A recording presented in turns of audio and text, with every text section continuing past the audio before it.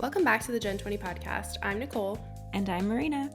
And today we're speaking with Dr. Carla Marie Manley, a clinical psychologist, speaker, and the author of Date Smart. Dr. Manley, welcome. We're really excited to talk to you today about dating. Thank you so much for having me. It's a pleasure. And so we'll get started with talking about your book, Date Smart, which has the tagline, Transform Your Relationships and Love Fearlessly. Can you tell us a little bit about that new book? Absolutely. So, as a clinical psychologist and author, this is my third book. I really work based on a holistic approach, body, mind, spirit approach. And what I found in my clinical practice, speaking and working with groups, is that so many people were coming to me about dating issues. So, regardless of the demographic, age group, gender, dating seems to be a huge issue in our culture. Mm-hmm.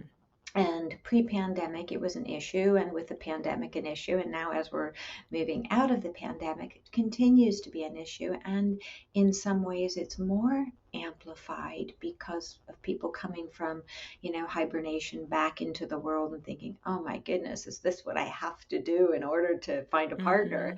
And so, what I wanted with Date Smart, and I have a great publisher, it's Familius Publishing, who really believes in content that is really value driven. And that's what Date Smart is all about. It's not judgmental in any way, but it does take us back to the roots of healthy relationships. And that's what I'm all about, is really coming to our roots of who we are as authentic human beings with all of our imperfections, and really working from the inside out to build a healthy relationship with the self, so that then we can then move into the world of dating and relationships in the most healthy ways possible. And now a word from our sponsors. Do you hate your job?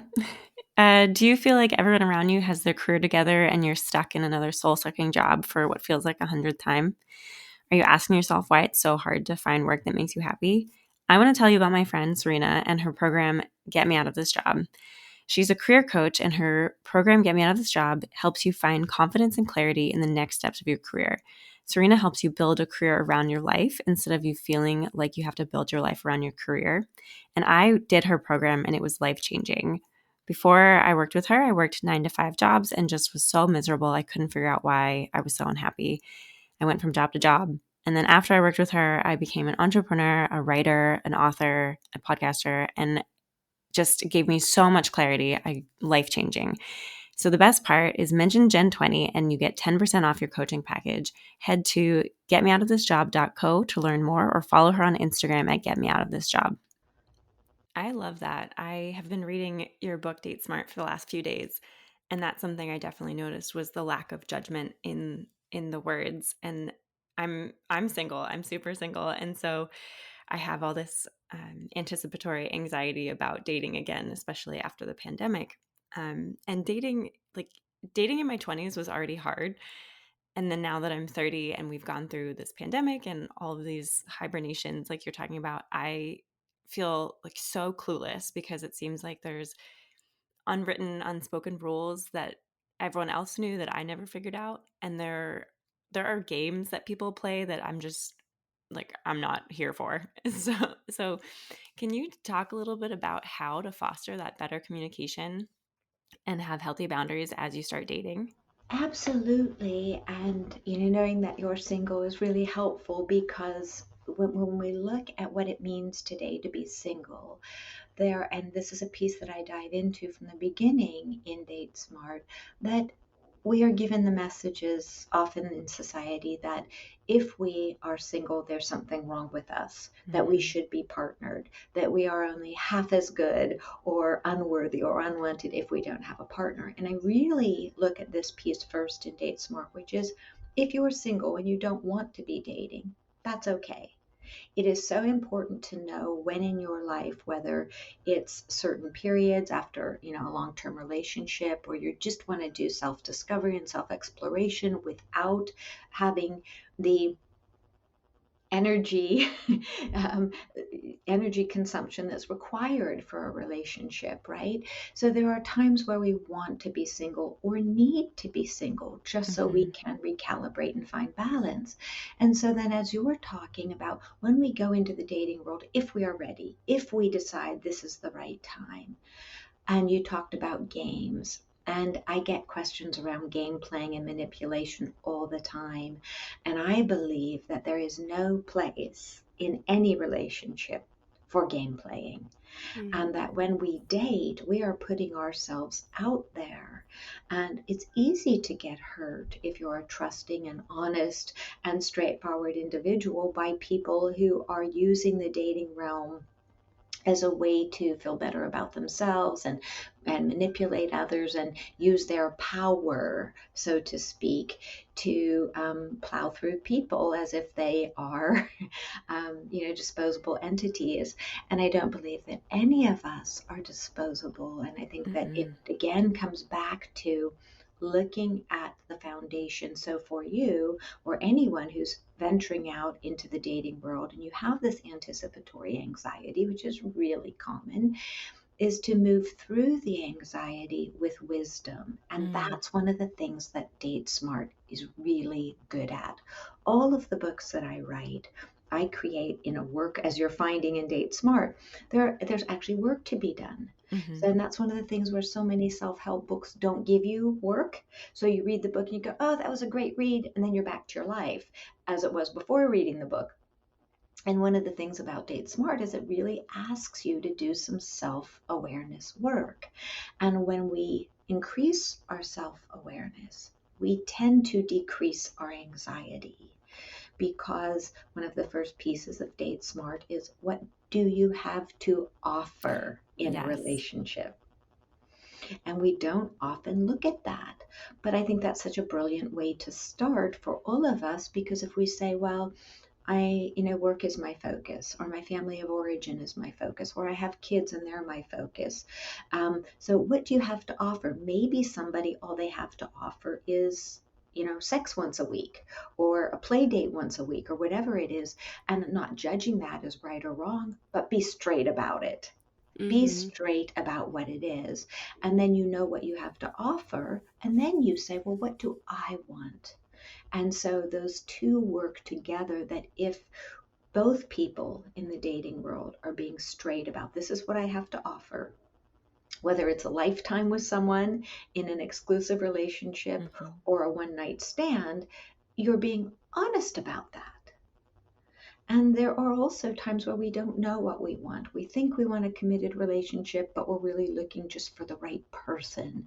So we can say that. We can say, I'm looking for a long term relationship, but I am being very, very choosy about who that is. So I think, again, it comes from so much of doing the work to be self aware. And from that place of self awareness, then we can communicate our needs. Does that make sense? Yeah, absolutely. Yeah. So in the book, you also talk about increased red flag awareness. So kind of jumping to that from self-awareness, what are some red flags that people are looking for when they're starting to date and meeting new people? And now, a word from our sponsor. Vandemonium Design creates wonderfully nerdy artwork that won't freak out your dinner party guests. Products including newly launched notebooks are stunning, chic, and wholly celebrate beloved moments in fandom. Visit www.fandemoniumdesign.com to see the full collections and be sure to join the adventure on Instagram at Fandemonium Design. Nicole, that's such a good question because that's the other piece of the self awareness, right? Where we can be aware of what we need and what we want. And particularly if we are not manipulative individuals, we might be blind to other people's games because Mm. we expect people to treat us as we would treat them. So we might not be looking for games or manipulation. And so what I tell people, even though, it's natural when you're dating and you find someone where you feel like there's a good match, it's natural to want to jump in with both feet and really enjoy the moment. But there's also a part of really being able to also step back and listen to your gut when something comes up that doesn't feel right. And I want to pause to speak to that for a moment because the gut is what informs us about red flags, meaning gut instinct. And Mhm. for most of us, regardless of gender, that paying attention to the gut instinct is trained out of us.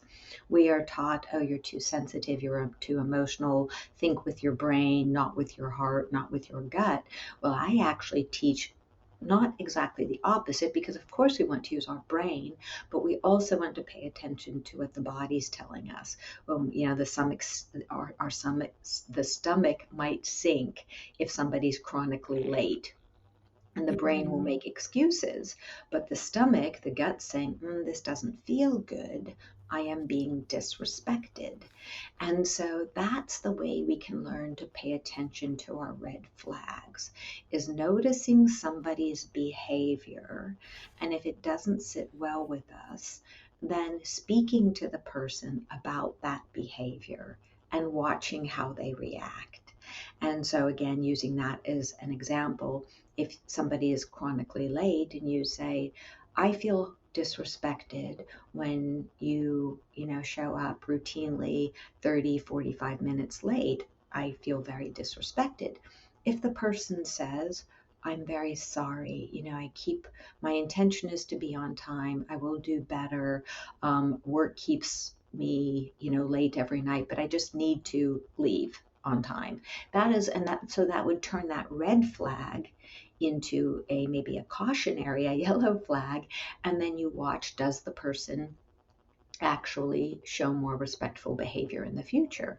However, using that same example, if somebody responds with, oh, you're so picky, what's the big deal about being late? That's your problem. Well, then we can get a glimpse into what the future of the relationship is going to be like. That's a person who's going to likely evade responsibility or get into, mind games. And so that's the piece where when we date, we often see red flags, whether it's how somebody handles their finances, their straightforwardness on sexuality, um, all of those little pieces, honesty, and we often want to see somebody as we hope they'll be rather than for who they really are. And that's where we get in trouble. Yeah, I think that resonates a lot with me because as you're speaking, I was just thinking back on all my all my relationships, and I feel like after the breakups have passed and I've healed or moved on, looking back is when I can see red flags. And I'm realizing as I'm reading your book that I never learned how to ask for what I want in a relationship because for so long, I don't know if it was society or mainstream media, but I was kind of shown these images of how you should be dating, how you should be a good girlfriend. I'm using air quotes, you can't see me. But but it has taken me a lot of work, and in reading your book I'm realizing, oh, I can ask and set these boundaries and say, no, I need this from a relationship, which I think is, for me, huge to learn. But can you talk a little bit about, like, being able to use your voice in dating and setting those boundaries? Because I think, at least for women, a lot of times it feels like hard to say what we want and need without being ridiculed or rejected. Absolutely, Marina. Really good talking point. I'll use an example just from yesterday. I was working with a client and we were talking about, she's ready to move into being sexually intimate in a relationship. And she said, what do I do? And I said, well, first step is, ask the individual to give you a copy of recent STD test results. Have him get tested just for you. She says, oh my goodness, I could never. And I said, well, you are, if he asked you for keys to your house, would you give him keys to your house? Well, no, not yet. And I said, but you're willing to give him keys to your body without knowing Mm. if he's going to give you an STD. How fair to you does that sound? And she laughed. And so using that as a jumping off point, we can see that we have become so accustomed to giving away parts of ourselves whether it's our heart or our body, without setting a strong boundary and saying, wait a minute, you want access to my body. I want to make sure you're clean and you're not going to give me an STD. And that's absolutely somebody's right. Absolutely your right to speak that truth. And here's the beautiful part. I find this really lovely. You get to watch how somebody responds to that. Mm. Because if somebody, and that's what we need to learn to do in dating, is watch for the responses, because that's indicative of how somebody will treat us in the long term. And if the person says, well, absolutely, makes perfect sense, can you also give me clean STD results? I would like to see that as well. And then we can move forward mindfully and know that we are both safe. That's a really healthy, positive response. However, if the person across from you says, absolutely not, nobody asked me for that, I'm not going to do that, you're not worth it, well, we know everything we need to know right there. Mm-hmm. And so we can see that, again, not that there's a right or wrong here. I'm not saying if people don't want to get tested that they're bad. Certainly not. I don't look at life that way. I see it more through the lens of what's healthy, what's not healthy. And so as we learn as individuals, and particularly for women, although this, it's not a gender issue, certainly, but we are taught as to be good. We are taught to be good girls, or, Mm-hmm. good boys, or whatever it is. So we forget that we can be very, air quotes, good, and also speak our truth. And that's why Date Smart very quickly and heavily moves into know your truth. Mm-hmm. Because if you know your truth and you know your needs, for me, for example, and this is my framework and how I work with clients: dignity, respect, kindness, tenderness, honesty, in essence, integrity with kindness are non negotiables in relationships. And that might not be every person's paradigm, but for a healthy relationship, you generally need those elements in order to feel safe. And then once we feel safe, then we can be vulnerable, and then we build trust over time. And we are afraid often to speak that truth to somebody as we're dating and say, wait, these are my values. This is what's important to me, whatever it is. And this is what I'm looking for. And if the person does not match on those core values and those core needs, whatever they are, somebody might say, my core value is money, right? And that's the most important thing to me. Well, generally, that person will do very well with somebody who has money as a core value. However, if you have somebody whose core value is money and the other person's core value is love and family, it might not be a very good mix, because Mm-hmm. money will be the priority for the one person, and it sounds, for the other person, it might be very much that relationship is the core value. So you really want to be well matched on those core values. And the only way to do that is to first know your core values and then be able to express them so that the person across from you that you're dating can let you know if you're matched on that. And if there's not a match on core values, it's generally pretty rocky for the rest of the relationship. And one of the areas that I routinely find that is a core value for many women is emotional intelligence and emotional connection.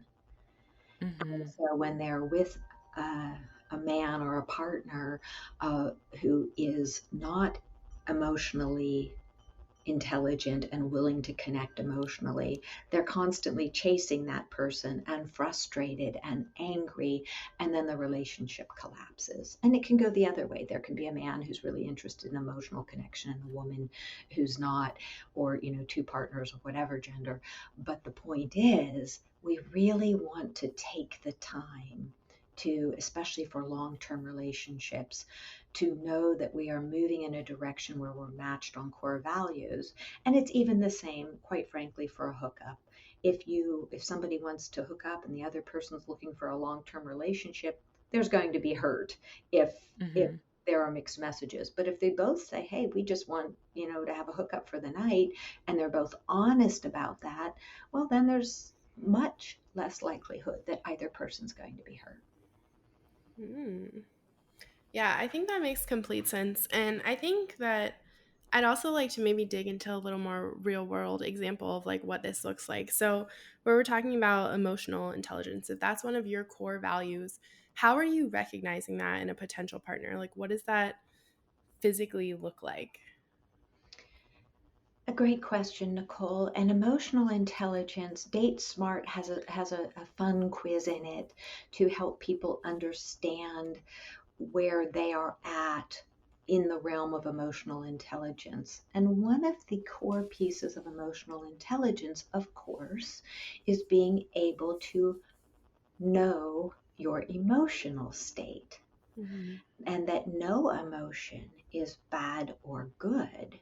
All of our emotions, we have 5 core emotions. I work from the 5 core emotion paradigm. They are anger, sadness, fear, joy, and disgust.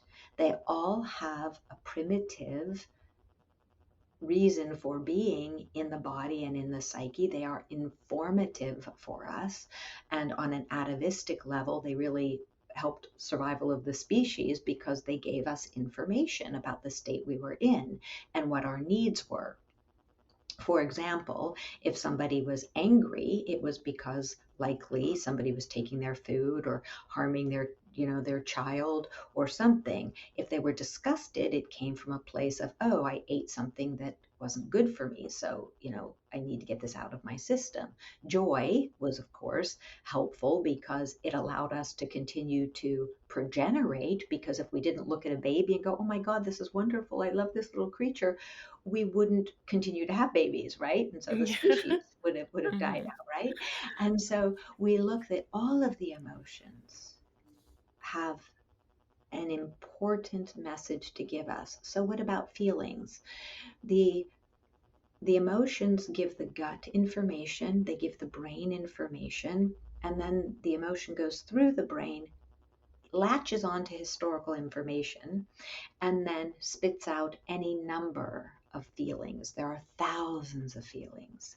So, for example, I might be disgusted when I see a lemon because maybe children pelted me with lemons when I was a child. You Mhm. may look at a lemon and in your brain go, excitement, because as a child you made copious amounts of lemonade and you had great joy doing that.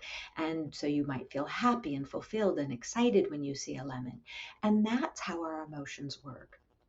So we want to be able to look at a partner, somebody we're dating, and seeing how are they with their emotional world? Are they okay with all of their emotions?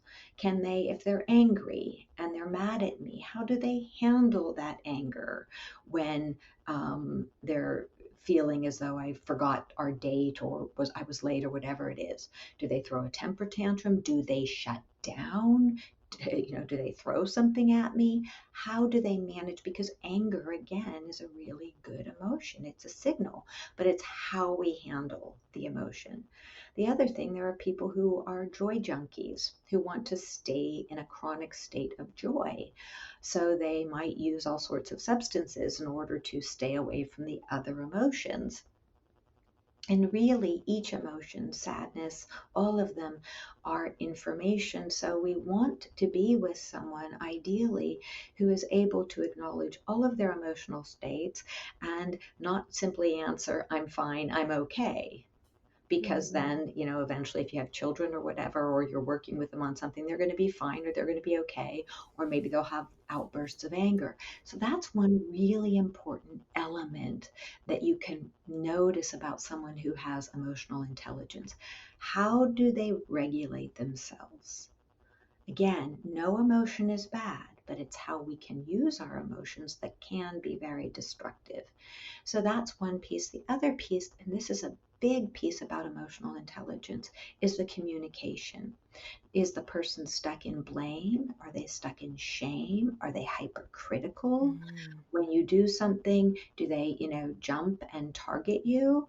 Do they shut down? Do they run away? Do they get in their car and speed off after an argument or a discussion?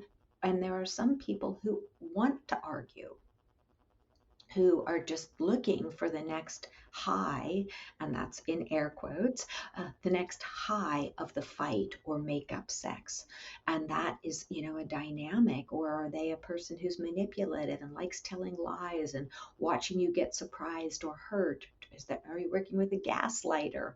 All of these things are signs of a lack of emotional intelligence. On the other hand, somebody who is emotionally intelligent will be able to come to you and say, Nicole or Marina, I feel really hurt that you promised to make me dinner, Friday night, and then you went out with your girlfriends. I feel really hurt and sad, and I'd like to talk to you about that. And then you would talk through it. It would be a learning experience. You would figure out what the mixed messages were, and you'd do Mhm. better the next time. Those are the real life ways where we see emotional intelligence. It's much like playing tennis in a relationship. And I'm not talking, nasty tennis. I'm talking the gentle volley of back and forth and back and forth. And so that's one realm. The other realm that's really important in emotional intelligence is looking for patterns of honesty versus dishonesty. Mm. Because an individual who is dishonest and makes that a way, or manipulative, dating two people at once without saying that that's what they're doing, that's a sign of dishonesty. Mhm. So we really want to be looking for all of this, because emotionally intelligent people, not that they are perfect, it's actually the opposite of that. They acknowledge their imperfections and they're able to say, oh, yeah, I see where I got that wrong, or where I made a mistake. Sorry about that. How can I do it differently in the future to avoid hurting you? That's the energy we want to see in a healthy relationship. Mhm. Wow, I would really love to date someone who's emotionally intelligent. I'm just sitting here thinking, as you speak, Dr. Carla, the last few men I've dated, I kind of joke that I have had to break up with myself for them because their behavior changes and I wait to kind of see. And I've worked a lot on my own confidence because in the past I wouldn't call things out or ask questions because I felt like I quote unquote wasn't allowed. But I can't tell you how many times I've had to basically break up with myself because the people I'm dating are not good at communicating and not willing to have the hard conversations about things not working out. So this is really helpful to hear. Marina, what do you mean break up with yourself? Oh, so for example, I'm trying to give you an example. So uh, it's like when you notice a change in the behavior of someone you're dating and you ask them about it and they say, "Oh, I'm fine." And they basically keep behaving more and more poorly until you're forced to break up with them Oh, because they're not willing to do the hard part. So it's like you're basically having to break up with yourself because they want out but aren't willing to do the hard part of having that conversation. got it. And I personally would reframe that, because, and this coming from a psychologist perspective, of course, Please, please. that to break up with them to protect yourself is a move of empowerment. Oh. So you are breaking up with them based upon your needs, your beliefs, your empowered, self aware, ever evolving being. To break up with yourself means that you are, in my eyes, right? I work also from a neuro-linguistic perspective. So I really pay attention to how the words we use affect the psyche, the Mm. messages we give ourselves.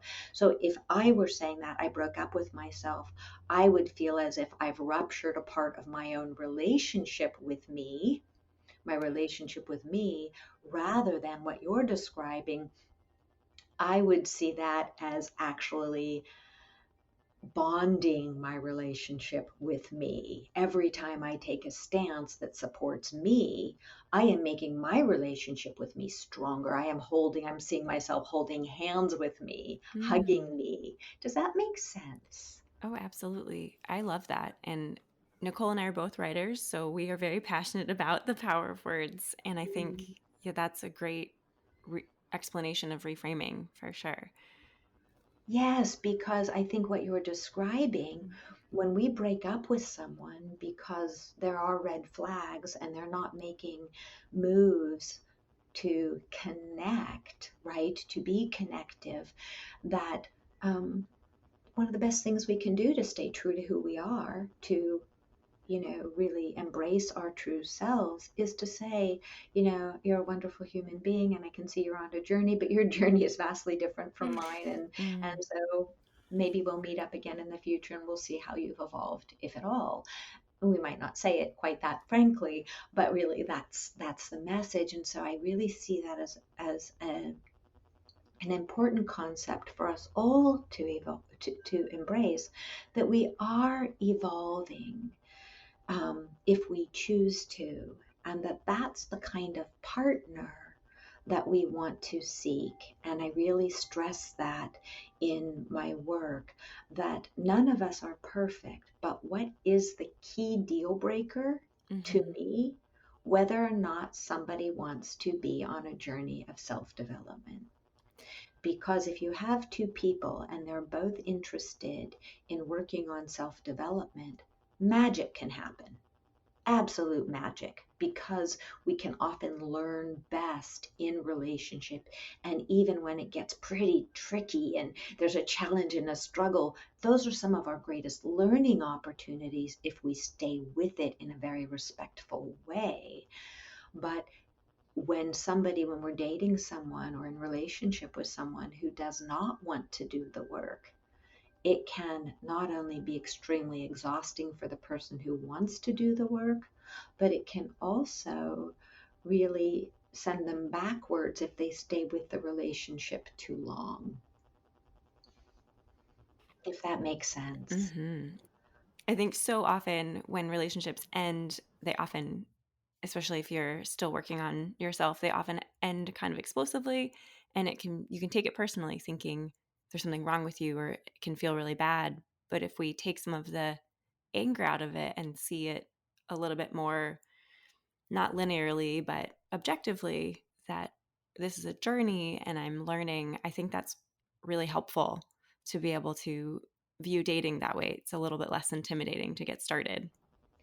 Absolutely. And I love the way that you reframed that to, rather than looking at it as all or nothing, either I'm a success or I'm a failure, our relationships are our greatest teachers if we allow them to be. And so if we go into, you had said after, your breakups and you wonder what's happened and all of this, I think those after breakup periods can be so enlightening because that's the opportunity to do journaling about, oh, okay, I missed these red flags. Well, why did I miss them? Not judging yourself, but putting on more of a researcher's hat. I say, really be objective and non-judgmental. And I say that frequently because we don't get anywhere when we criticize ourselves or others. We do make, however, a great deal of progress when we slow down and say, what went wrong there? What went amiss? And if I were to redo it, how would I redo it that would help my evolution? And so when we go into that space of let me redo it in a positive way, we're wiring our brain. And I know you had mentioned Nicole has two little ones, right? Hmm. And so, as parents, right, when we see that we've done something that we're not very proud of or we wish we could redo, we can either, self flagellate, or we can say, okay, when that arises again, how am I going to handle it? What is the better way to do it? And so when we spend more time not beating ourselves up for the mistake we made, and it's the same in the dating world, but okay, well, how would I do it differently? Okay, there was this explosion at the end of the relationship, and I wish it hadn't gone down that way. But if I were in that situation again, what would I do? I'd call a timeout. I'd let my person know that I'm going for a walk. I'd come back, I'd try to restart the conversation from a more centered place. If it still goes south, maybe I'd absent myself for a couple hours or say, hey, this is what I'm doing. But yeah, that's how I would replay it for the future. And then when we spend more time in what we would do well, what we would like to see in the future, and I say that, what would I do well in the future? What would be my best course? That's how we change our brains and we change our relationships, because too often, and it's wired into us often from the time we're little, where we spend time beating ourselves up for the mistake we've made rather than Mm-hmm. saying, okay, yeah, I made that mistake. Oops, not a great choice at the time. Okay, but now what do I want to do in the future? And the minute we continue to shift our thoughts to a better action in the future, the more we are training the brain to seek the positive, to seek Mm-hmm. the healthy, to seek the beneficial. And then we carry that energy into all of our relationships, because then as we start dating, we're bringing that level of expectation, healthy expectation, with us. And so we notice sooner if somebody's being yeah, this is a funny personal piece. I remember when I was dating, and I'm a big, open the door for someone kind of person, Mm-hmm. and not that that's right or wrong, but I open doors for people as well. But I remember I was dating someone. He was like, okay, now we're on our fourth date. I'm not opening the door for you anymore. And I said, well, yeah, you are. That's our thing. And that's to me a sign of respect for me. He goes, well, you can sit there and I'm going to go to dinner. And I said, yeah, I will sit here. And he walked down the street and was going to go to dinner, and he thought I'd get out of the car, and I didn't. And I just sat there, and he came and he got my door. And it was actually the last time I went out with him, Mm-hmm. because that taught me from that little red flag moment and that's why I look at red flags, right? Not that I can't open my own door, but it was a sign to me that he was going to stop dating me, that he was already in that place of, oh, I don't have to treat her as special anymore. And for me, treating a partner special is a lifetime. I treat my husband special. Yeah. I date him every day. And I really think that that's the energy that we want to see in our dating relationships, because we don't want to put on a mask as we're dating and then take it off and say, okay, now here's the real me, right? Well, of course, we Mm-hmm. want to be dating as the real me the entire time. And if you're a kind, respectful, loving human being, and that's what you bring to the table, well, plan to carry that through the life of the relationship. Does that make sense? Yeah, Oh, it does. absolutely. Yeah. So, with one final question that we have for you, with all this talk of like self awareness, and I think as we've been talking, it's kind of been playing there that relationships are constantly a work in progress. Like, as you're saying, you're still dating your husband. And so, I kind of wanted to ask you, how do we approach relationships with realistic expectations from the get go?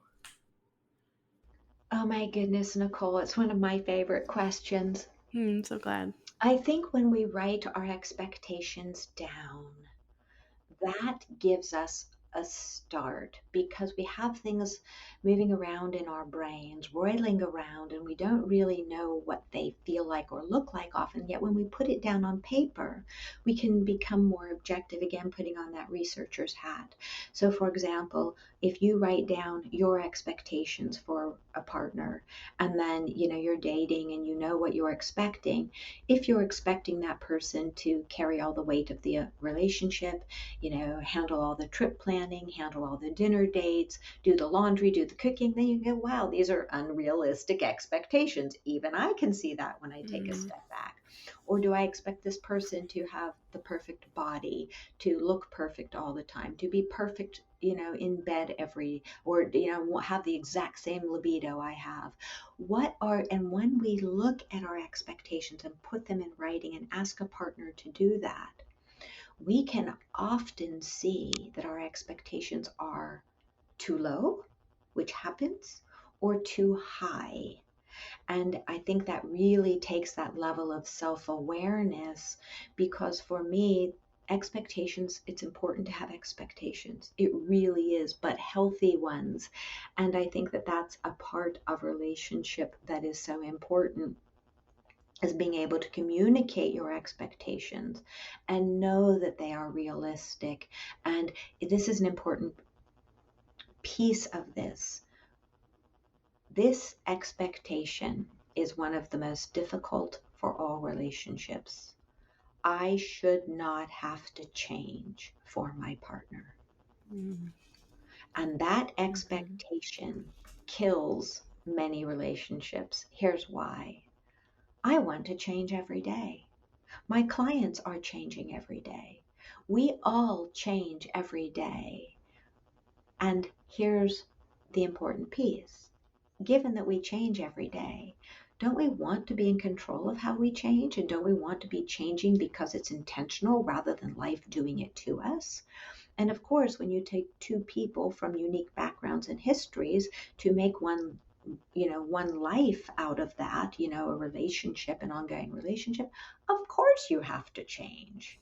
And people confuse change with losing independence. And so for me, and I tell this to my partner all the time, I'll happily change, if it means, turning. I have a very soft voice, so he's often asking me to turn my voice up, or whatever Mm-hmm. it is. Absolutely. If you're not asking me to change a part of who I am that deals with my integrity and my core values, of course I'll try, because why not? I want to be a malleable, flexible human being. And it's how I work with my clients. I don't have a protocol that I have to follow for them. I am there to be of service to them and guide them. And when we look at relationships, whether it's, relationship with someone you're dating or a partner or a child, of course we want to be able to change. Why? Because that allows us to be attuned, to tune into another person's needs, which is the core of attachment work. And if we are not willing to change, to move a little bit, to become attuned to another person, and we are stuck in saying, I want it my way on my terms 100% of the time, and that's how it's going to be, we're really limiting ourselves and our relationships. I hope that answers your question, because it's such a fabulous one. Yeah, it really does. I think that it's just such an important point because we really are changing every day. And I mean, I think being in relationships, is a choice and it's Mm-hmm. something we're choosing to do every day. And it's kind of unrealistic to expect yourself not to change, but expect someone else to constantly change to meet your needs. So I don't know. I think that's part of healthy relationships. And I think it's also really smart to write down your expectations. Definitely. I know that's what I'll be working on this weekend. Yeah. It's so funny when I ask people to write things down. They're like, "Oh, that's so much work." And I said, "Well, when you're making dinner and you're going to the store for a special, dinner recipe, don't you write it down so you know the ingredients that you need?" And they're like, "Well, of course I do." Well, wouldn't you do that for a relationship when you're considering Mm, investing your life and all of your Mm-hmm. energy? If you're willing to do it for a chocolate chip cookie or Thanksgiving dinner, recipe, why wouldn't you do that for something that you're going to invest your heart and your soul in? exactly. So, Dr. Carla, thank you so much for joining us today. And where can our listeners find you if they want to learn more? My website is drcarlamanly.com, drcarlamanly.com. So it's drcarlamanly.com, same on Twitter, Facebook, Instagram, LinkedIn, and then of course my books, Date Smart, and my books are all available on Amazon, through my website, and through my publisher, Familius. Awesome. Well, thank you so much for being here today and this wonderful conversation. We're so thrilled to have you here. Thank you so much. It has truly been a pleasure. I appreciate it. Thank you. Thank you. And Marina, would you like to sing us out? Yes, I'd be honored. This has been another episode of the Gen 20 podcast. Thanks so much for listening. You can leave us a 5-star rating and review, and we'll see you next time.